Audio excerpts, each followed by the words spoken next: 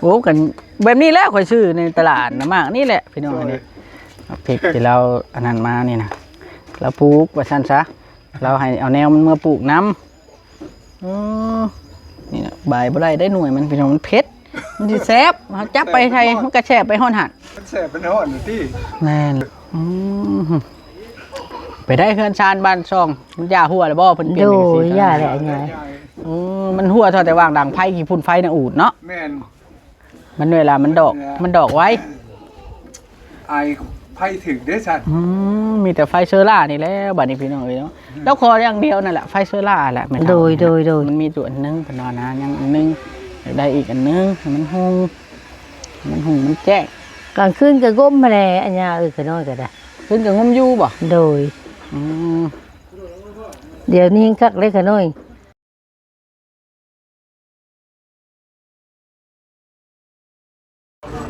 อ้าวพี่น้องเนาะเปิดภาพขึ้นมาอีกแล้วพี่น้องเอ้ย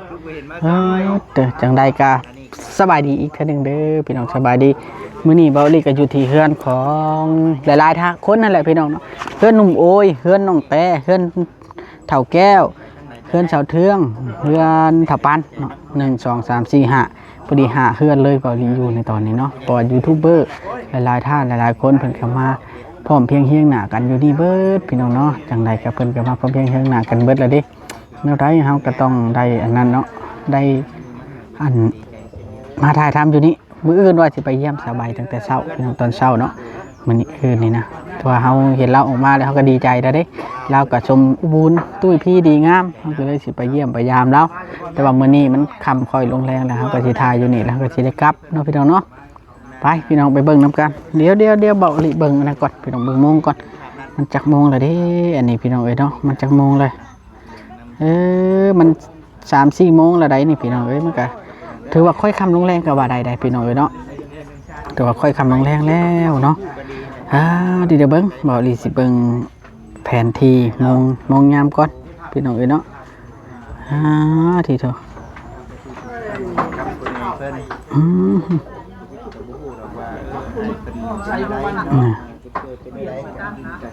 เบิ่งนี่ก็คือเครื่องโครงเนาะจะน่าจะเต็มตลอดนะงานประมาณว่าคือสิเดือนนึงแล้วล่ะได้แต่ดีน้ำพี่น้องเนาะเปิดภาพขึ้นมาก็ยังอยู่เพื่อนเท่าโอ้คือเก่าคือเดิมพี่น้องเนาะเพราะว่าเขาถ่ายคลิปอยู่นี่ก็ไล่คลิปได้พี่น้องแต่ละมือนะมากะว่าได้เยี่ยมยามทำข้าวเพิ่นเนาะเรื่องราวต่างๆพี่น้องเนาะไปเบิ่งน้ำกันพี่น้องเอ้ยที่เธอไอ้ไม่ตู้ปันอีกก็ได้พี่น้องเนาะ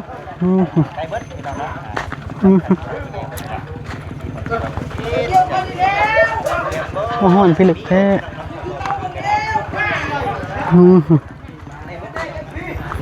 เห็ดทั่วเห็ดห้าวแหละเรือแต่เจ้าเทืองแล้วพี่น้องเนาะเห็ดทั่วเห็ดห้าวมันแหลมมันทั่วเจ้าเทืองผู้แดดดีพี่น้องเลย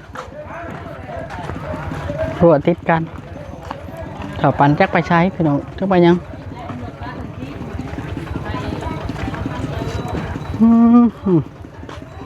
ไปไทยไม่เถาปันไปเล่นบ่โดยน้ำเขาบ่ได้ให้เขาตีบ่ได้ให้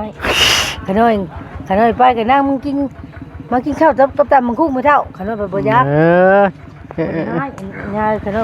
ไปนั่งอีกก่อนที่ถ่ายเจ้านี่ถ่ายหลายๆคลิปรถถ่ายเจ้านี่ตั้งเสื้อเป็นอีตนเจ้าได้ใช่ผู้นะผู้ไปนั่งผู้ห่มผู้ไปมันจึงห่มนั่งตั้งอยู่ห่มพูนเดี๋ยวพอเท่าแล้วก็ตัดนั่นตัดนี่เนาะนั่งบ่เคียงนะเต้เคียงไปใช้แล้วนะ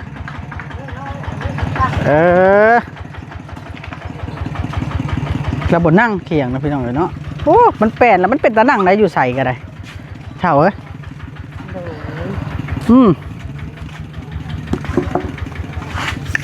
นะ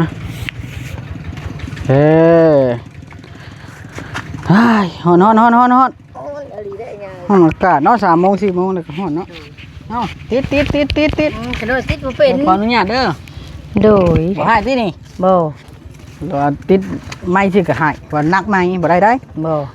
ขน้อยบ่ได้หายดอก ใครอยู่มันมีห่มเพื่อนจ้ะ โอ้ ห่มตะกบปลูกแนวอื่นบ่ติดตุ๊ดตะกบแต่ติดเอาสบายดีสบายดี สบาย เทื่อหนึ ดี งแม่นแนวอื่นละคันซั่นละแดดเฮ็ดอะไรจ้ะมันแดดเนาะไผจักในเฮ็ด พุ่นมันอยู่ที่ใดบ่เนี่ย โอ้ยมันก็อยู่ทั้งผ้าแผลแล้วมันก็ตกลงมา ขน้อยจะไปหาลูกก้าลูกมุ่งเด้ยาพอได้เงินได้คำ เจ้าก็เคยอยู่บ่ โดยขน้อยบ่ได้ไป2 ปีนี่แล้วขน้อยแข่งฮักอันนี้แล้ว เมื่อตะกี้เนี่ยเคยไปบ่ โดยขน้อยลุกตลอดน้องพ่อน้อยไปลุกตลอดกล้านะ โอ้ตะกี้ไปอยู่เนาะเจ้ากันเนาะ โดย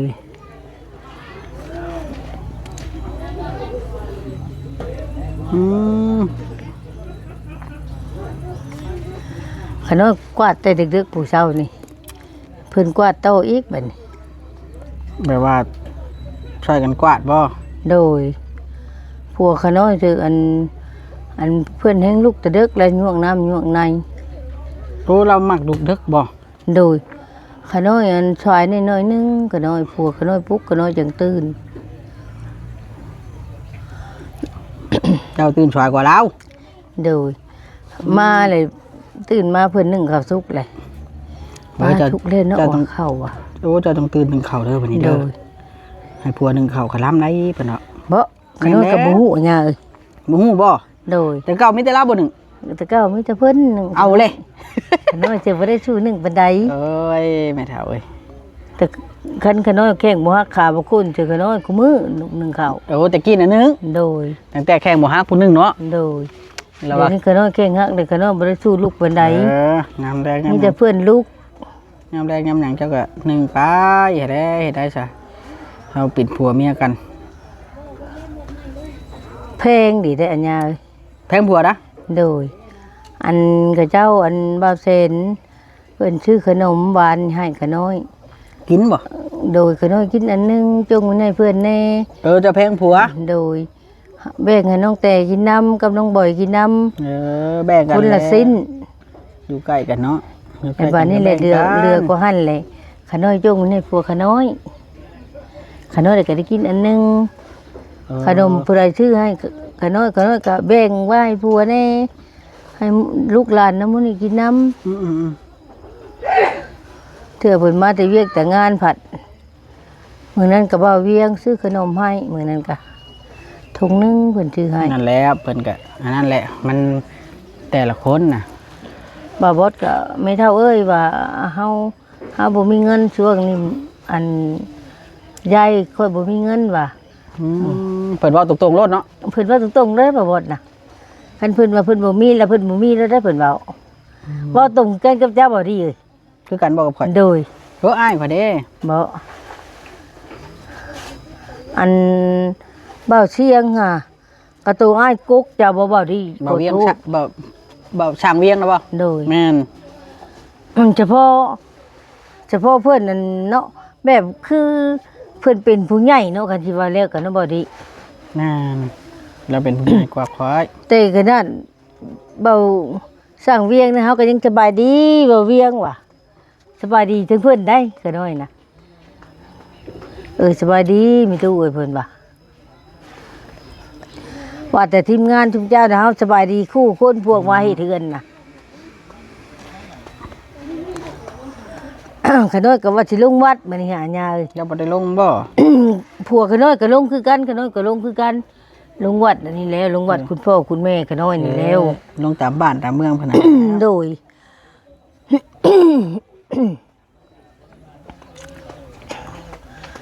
ลังเถือกกับผัวขน้อยอยู่เฮือนกับขน้อยลุงเพิ่นว่าเปลี่ยนกันก็ได้ลูกเอ้ยเพิ่นว่านะ โอ้ หลังเถือกกับลุงเบิดผัวเบิดเมียหลังเถือกอะทำตรงๆไปก็เห็นโลดเฮือนเพิ่นนั่นข้างทางทุ่งข้างทางทุ่งนาดอกเฮือนเพิ่นน่ะเฮือนอัน โดย เบาดำเจ้าน่ะ ลูกขน้อยก็ทุกข์แต่แท้ยาเอ้ย เกือบทิมได้ว่า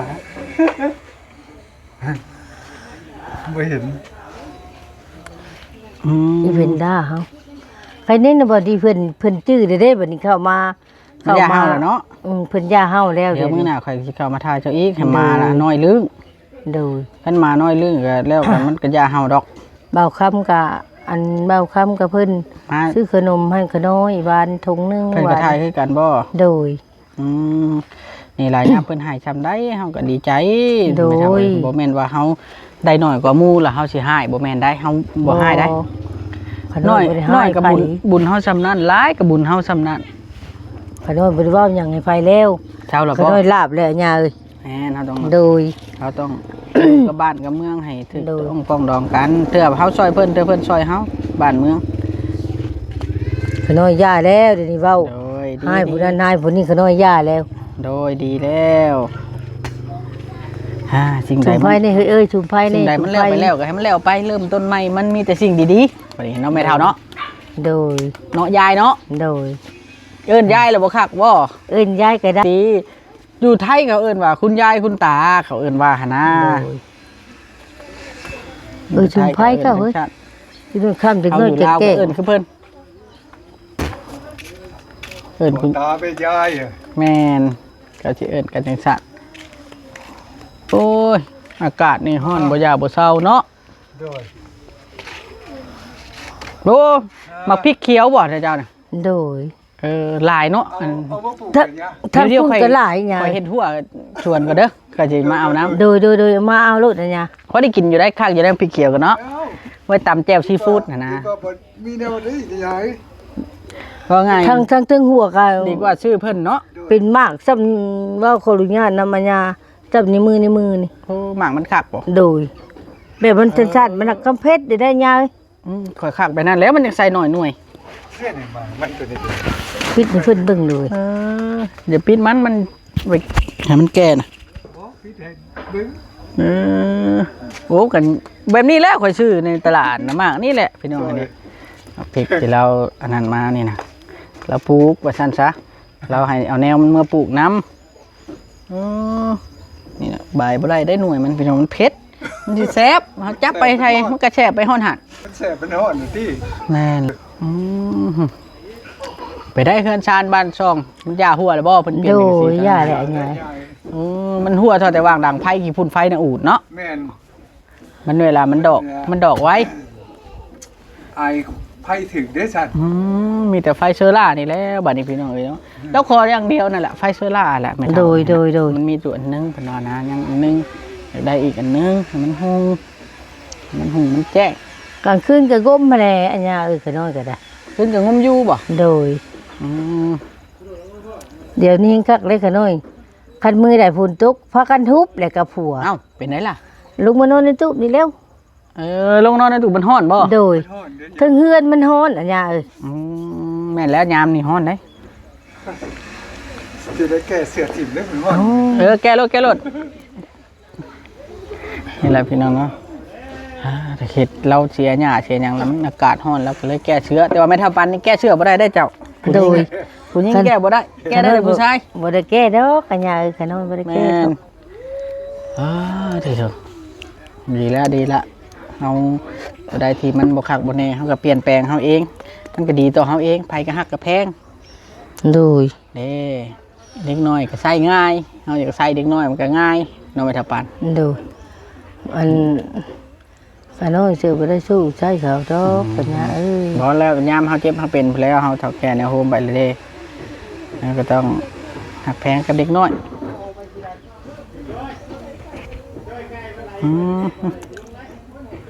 พอเซนก็ มาคุ้มกับลังกระจอเนี่ย ฮะ มาคุ้มกับลังกระจอ มันกำลังใหญ่ได้ตัวนี้เนาะมันเป็นจักซอกแล้วนี่ อยู่มัน2-3หรือวะ เป็น2-3ซอกแล้ว โดย เนาะไม่เท่าเนาะ โดย มาเราอยากได้ไพ่เทอร่าเดี๋ยวนี้มาถ่ายนี่ โดยสบายดี เดี๋ยวชวนทีมงานมาถ่ายพี่น้องบางเทื่อเรามีบุญมีนั่นได้ไพ่เชอร่าก็มีได้เนาะ โดย ถ่ายหลายๆเทื่อเนาะ โดย ก่อนสิได้ดินตอนนี้ก็ถ่ายทอดปีมันสิถ่ายมื้อหนึงมื้อเดียวแล้วได้โลดบ่มีดอกแบบ มัน นั้น มันบ่ทันใจเด้เนาะอันยา แม่นบุญเฮามาบ่ฮอดจอดบ่ถึง บุญ บุญมาพอได้แต่ถึงครึ่งทาง มันจะคอยเป็นมาแล้ว แม่นบุญเฮามีก็ได้บุญบ่มีก็บ่ได้คนเฮาน่ะนี่แหละแบบชีวิตเกิดมาแล้วมันชำนัด เหมือนกับที่เขาอันนี้ก็เขาซื้อเลขกันแล้ว นั่นแหละ มีเที่ยวได้เที่ยวบ่ได้ก็นั่นแหล้ว บ่แม่นเว้าปากปิ่นดอกหญ้า สิเลขบ่ บ่แม่นขน้อยเว้าอันอีเพวานั่นถึกจะคู่หวดได้หญ้า สาวแพรว่าน่ะบ่ ถึกคู่หวดมันน่ะ อืม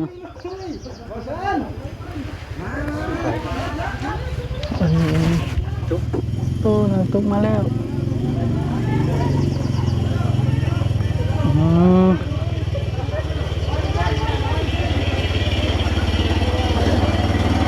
โอ้ทีมงานหุ่มใส่ทำยังพี่น้องเนาะฮะบ่ลิบ่ได้หุ่มใส่น้ำขาวดอกพี่น้องเอ้ยเนาะเขาหุ่มใส่น้องตุ๊กมาก่อนนะบ่ลิบ่ได้หุ่มใส่แล้วบ่ลิจะสิไปถ่ายตามหลังน้องเอ้ยเนาะแล้วไปหาผัวแล้วน้องตุ๊กก็ดีแล้วผัวเมียเขาเนาะเป็นจังไดก็เนาะแม่เฒ่า โดยแต่ขน้อยก็ยังว่าให้ดีได้ขน้อยนะคันผัวไปหั่นไปนี่ผัวบ่มาขน้อยให้ได้หญ้าเอ้ย มือไหนยังไงมอน เรื่องผัวเมียนี่มันบ่วิดกันดอกเนาะบ่าว แม่นแหละ พี่ข่าวดีได้ดิฮะ ขน้อยก็ยังบ่ได้วิดกับผัว เอ้าเจ้าเคยมันให้กันบ่ เคยอยู่ดอกครั้งเดียวนี้ขน้อยเปลี่ยนแล้ว โอ้โหจะไปให้เราได้เรา ต เห็น อน เป็น นั้น เก็บ ข กระ น้อย ป๋อง ให้ ซุมื อี อ หลีตอนนั้น เจ้าจะไปให้เราอยู่หันบ่ได้ ชาวบ้านว่าโอ้ว่าในปันว่าคันผัวเจ้าหนีป้าแล้วเจ้าบ่มีข้าวกินได้เขาจะเว้าใส่ขน้อยนะ เรื่องมีข้าวกินหรือบ่ข้าวกินน่ะบ่แม่นเกี่ยวประเด็นดอกมีแต่ว่าให้ฮักให้แพงกัน ในฐานะที่เป็นผัวเมีย โดยดีแหละย่าเอ้ยย่าบอกให้ขน้อยบ่ฮู้ บอกแล้วข่อยถึงว่าข่อยสิเด็กน้อยข่อยก็บอกเอาได้ข่อย โดย ตัวใดที่มันเฮาบอกแล้วเฮาบ่ได้เว้าแนวเสียหายเนาะเฮาก็บอกกัน โดย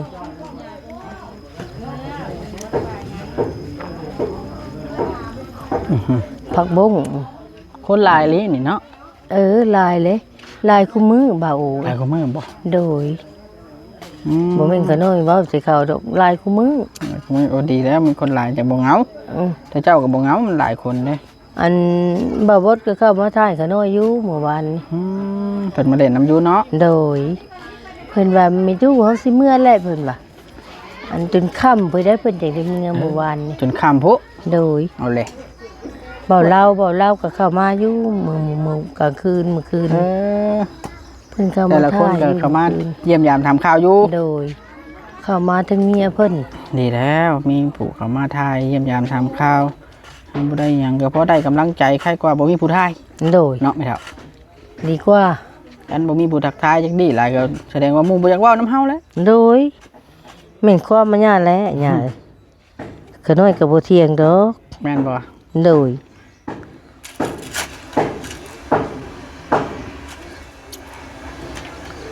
อืม เบายกเบาจิตพวกมันน่ะ เอาเด้อ เพิ่นบ่ได้ถ่ายหยังดอก อันเบาจิตว่าได้เข้าไลน์ที่น้าบ้าว่าเพิ่นว่า เออ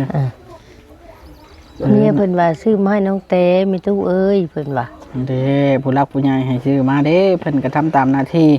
เป็นสะพานบุญให้เนาะ อันบ่าวบดว่าแล้วแต่ผู้อันแล้วแต่เขาเจ้ามีตู้เอ้ยว่านะบ่าวบดว่านะว่าแล้วก็พักกันหัวละบาดนี้ โดยมันก็แล้วแต่เพิ่นนั้น แล้วแต่เพิ่นนี่ดูกูหน้าเนาะ ยังอีกประมาณอาทิตย์หนึงก็เจ็บแก้มแล้ว ข้าวบ่ โดย โอ้ข้าวเม็ดธรรมดาสิเบิดคือกันพี่น้องเพราะว่าแต่โดนเติบเลยเด้บ่แสนซื้อใหม่ก็เป็นเดือนปลายแล้วพ่อจ๊ะ สุกล่ออยู่ล่อไปหาคือเก่าแล้วอยู่พุ่นแล้ว สิพากันไปใช้น่ะไปหาหน่อไม้